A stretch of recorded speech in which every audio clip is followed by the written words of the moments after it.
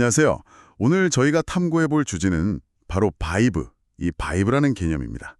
요즘 젊은 세대들이 정말 일상적으로 쓰는 말이죠. 근데 이게 원래는 재즈나 힙합 같은 음악에서 나왔다면서요. 즉흥적인 감정이나 분위기 같은 거요? 네, 맞아요. 이제는 뭐랄까, 어떤 사람이나 공간에서 느껴지는 그런 특유의 긍정적인 기운, 감성적인 조화, 이런 걸 의미하게 됐고요. 그런데 이 바이브라는 게, 기술 영역, 특히 코딩 세계로까지 들어왔다는 겁니다.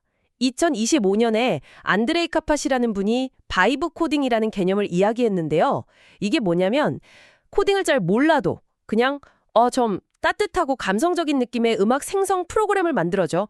이렇게 느낌으로 말하면 AI가 알아서 코드를 짜준다는 거죠. 와, 정말 신기하지 않나요? 네, 정말 흥미로운 지점입니다. 이게 단순히 기술적인 유행, 트렌드를 넘어서요. 어쩌면 우리 생명 자체가 작동하는 밤식하고도 연결될 수 있는 이야기거든요. 오늘 저희는 이 바이브 코딩을 하나의 키워드 삼아서 우리 몸속에 DNA 있잖아요. 그리고 후성 유전학, 이게 어떻게 환경의 느낌, 그러니까 그 바이브에 반응하면서 생명의 코드를 조율해 왔는지 이걸 좀 깊이 들여다보려고 합니다. 마치 생명 자체가 거대한 바이브 코딩 시스템인 것처럼 말이죠. 아, 생명 자체가 바이브 코딩 시스템이라? 재밌네요. 그럼 생명의 코딩, DNA 이야기부터 시작해 볼까요? 생명체는 보면 딱 네 가지 염기, ATGC, 이걸로 모든 걸 만드는데 결과는 왜 이렇게 복잡하고 예측이 어려울까요? 그게 바로 DNA 코드가 무슨 고정된 설계도 같은 게 아니라서 그렇습니다. 환경하고 끊임없이 상호작용하는 뭐랄까 유기적인 코드이기 때문이죠. 여기서 아주 핵심적인 역할을 하는 게 바로 후성 유전학, 에티제네틱스입니다. 이걸 비유하자면 DNA라는 하드웨어 위에 설치된 소프트웨어, 이렇게 볼 수 있어요. 유전자 자체를 바꾸는 건 아닌데요. 어떤 유전자를 언제 켤지, 또 어떻게 켤지 이걸 결정하는 스위치 역할을 하는 거죠. 아, 스위치요? 그럼 그 스위치는 대체 뭐가 켜고 끄는 건가요? 그냥 단순히 물리적인 환경 요인만인가요? 아니요, 그게 다가 아닙니다. 물론 스트레스나 우리가 뭘 먹는지, 잠은 잘 자는지 이런 생활 방식도 중요하고요.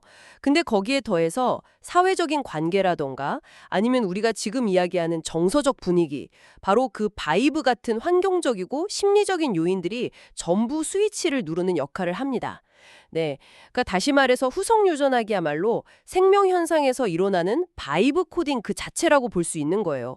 유전 정보는 그대로 있지만 그 정보가 어떤 맥락과 느낌 속에서 발현될지는 환경과 바이브에 따라서 달라진다는 거죠.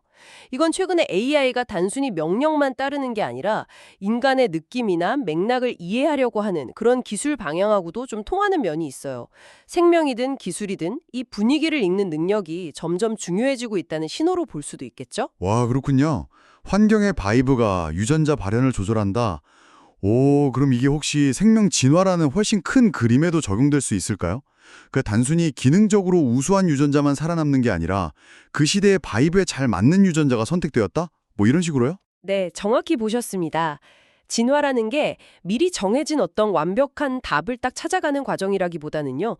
각 시대의 환경, 그 분위기, 즉 바이브에 가장 잘 어울리는 유전자 코드를 남겨온 여정이라고 보는 게 더 맞을 겁니다.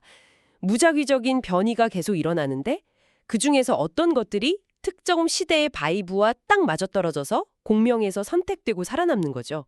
이것이 바로 생명의 DNA 바이브 코딩이라고 할 수 있는 셈입니다.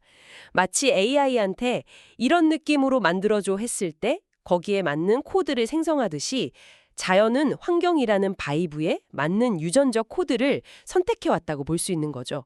어쩌면 기능 그 자체보다도 맥락과 느낌이 생존에 더 중요했을 수도 있다는 이야기입니다. 이야, 정말 흥미롭네요.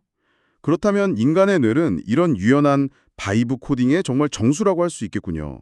그냥 똑똑한 것뿐만 아니라 감정, 공감 능력, 예술을 창조하는 능력까지 갖췄으니까요. 맞습니다. 뇌는 환경이 변하거나 우리가 어떤 감정을 느끼는지에 따라서 스스로 신경회로를 재구정하거든요. 리프로그래밍 하는 거죠.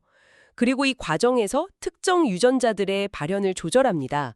이것이 바로 후성 유전학적 조절이 뇌 기능으로까지 확장된 모습이고 또 생명의 바이브 코딩 메커니즘의 핵심이라고 할 수 있습니다.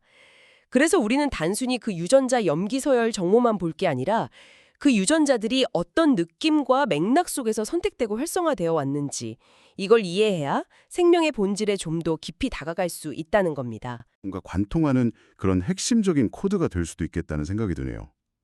AI가 점점 우리의 감정을 읽고 거기에 맞춰서 시스템을 만들어가는 이런 시대에 우리는 생명도 기술도 결국 느낌, 이 바이브를 통해 작동한다는 사실을 다시 한번 깨닫게 되는 것 같습니다. 그렇습니다.